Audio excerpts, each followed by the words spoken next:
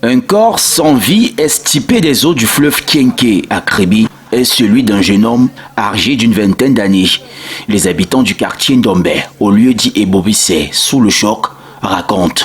Nous sommes connus au débarcadère de la présidence de Kribi. En fait, nous on sort de Yaoundé, nous sommes les Mbolémas, nous on sort de Yaoundé. Nous sommes venus ici à Kribi, histoire de se chercher aussi.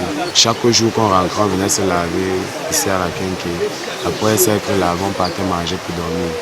Donc aujourd'hui, vraiment, on s'est passé un peu vite. Et bien vrai que nous tous on était sortis de la boîte. C'est ça qui s'est noyé. Étant donné que moi, je ne sais pas nager. Il y avait une personne, une femme du quartier qui lavait les habits à la plage.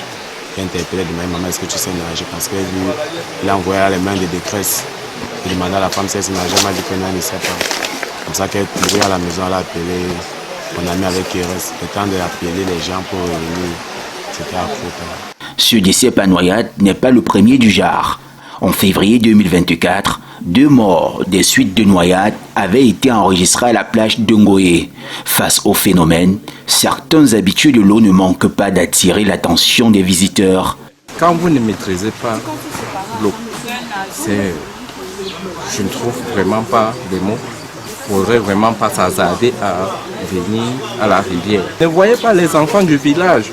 Les enfants du village, ils sont nés dans ça.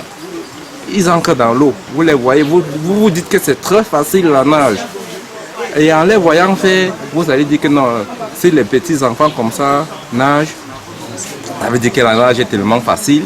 Et c'est comme ça que vous allez les suivre et c'est comme ça que vous allez perdre vos vies. Comme nos frangins ont perdu ce matin. La mise en pratique de ces mesures permettra à coup sûr d'assurer la sécurité des visiteurs et prévenir de nouveaux drames.